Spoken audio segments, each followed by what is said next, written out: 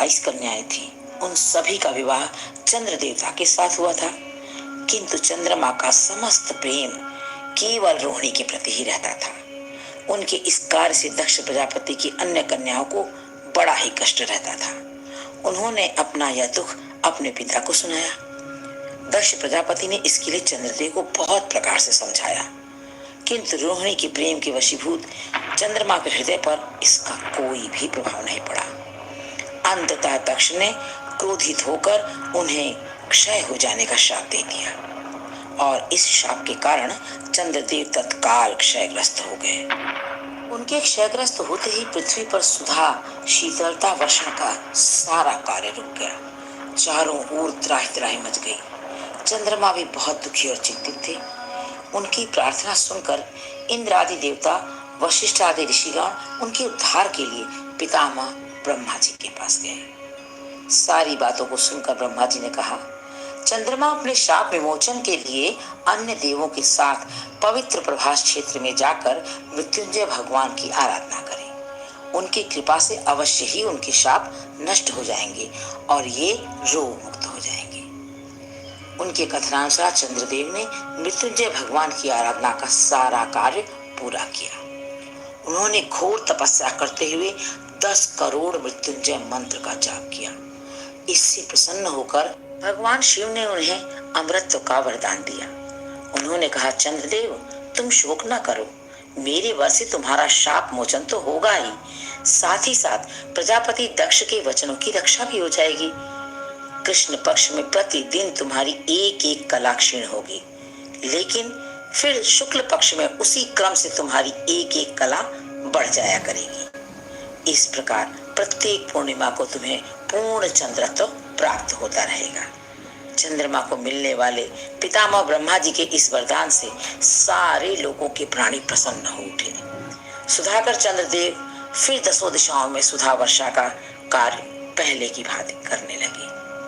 शाप से मुक्त होकर चंद्रदेव ने अन्य देवताओं के साथ मिलकर मृत्युंजय भगवान से प्रार्थना की कि आप माता पार्वती जी के साथ सदा सदा के लिए प्राणियों के उद्धार के लिए यहीं पर निवास करें। भगवान शिव उनकी इस प्रार्थना को स्वीकार करके ज्योतिर्लिंग के रूप में माता पार्वती के साथ तभी से यहीं रहने लगे। पावन प्रभास क्षेत्र में स्थित इस सोमनाथ ज्योतिर्लिंग की महिमा महाभारत, श्रीमद् भागवत और स्कंद आदि पुराण में बड़े विस्तार से बताई गई है। श्रोताओं, चंद्रमा का एक नाम सोम भी है। उन्होंने भगवान शिव को ही अपना नाथ मान करके यहीं पर तपस्या की थी, इसीलिए इस ज्योतिर्लिंग को सोमनाथ कहा जाता है। हमेशा हमेशा के लिए विनष्ट हो जाते हैं।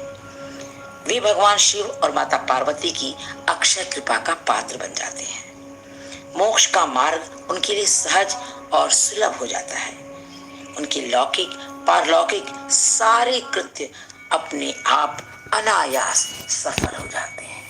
हर हर महादेव, जय श्री सोमनाथ। श्रोताओं, बने रहिएगा मेरे साथ। कमेंट बॉक्स में लिखकर जरूर बताइएगा कि कैसी लगी आपको श्री सोमनाथ जी की ये कथा। इस कड़ी में मैं आपके लिए आगे 12 ज्योतिर्लिंगों की छोटी छोटी कथाएं लेकर आती रहूंगी। तब तक के लिए नमस्कार। हर हर महादेव। नमस्कार, किस्सा घर और मनोरंजन चैनल पर आपका हार्दिक स्वागत है। बजी डुगडुगी खुला पिटारा कहानियों का नया खजाना। कहानियों के नए नए खजाने के साथ मैं बबीता त्रिपाठी आपके पास एक बार फिर से हाजिर हूँ। तो दोस्तों, मेरे इस चैनल को लाइक, सब्सक्राइब और शेयर करना बिल्कुल मत भूलिएगा। और हाँ, साथ ही साथ बेल आइकन को भी अवश्य दबा लीजिएगा, ताकि जब भी मैं अपनी कहानियां और शॉर्ट्स या मनोरंजन की अन्य वीडियोस डालती हूँ तो आप तक उनकी नोटिफिकेशंस अवश्य पहुंच जाए। तो ज्यादा समय न लेते हुए चलती हूँ आज की लघु कथा पर। आज की कहानी का शीर्षक है ठाकुर जी की लीला। बिल्कुल सत्य घटना पर आधारित ये कथा है। आप में से शायद कईयों ने सुनी भी होगी, लेकिन ये कथा और ये प्रसंग मेरे मन को इतना भाया कि आप सभी से शेयर किए बिना मैं न रह सकी। बहुत समय पहले की बात है। एक मैया अपने श्याम सुंदर की बड़ी सेवा करती थी। वह रोज सुबह उठकर अपने ठाकुर जी को बड़े प्यार, दुलार और मनोहार से उठाती और स्नान श्रृंगार के बाद उनको आईना दिखाती। उसके बाद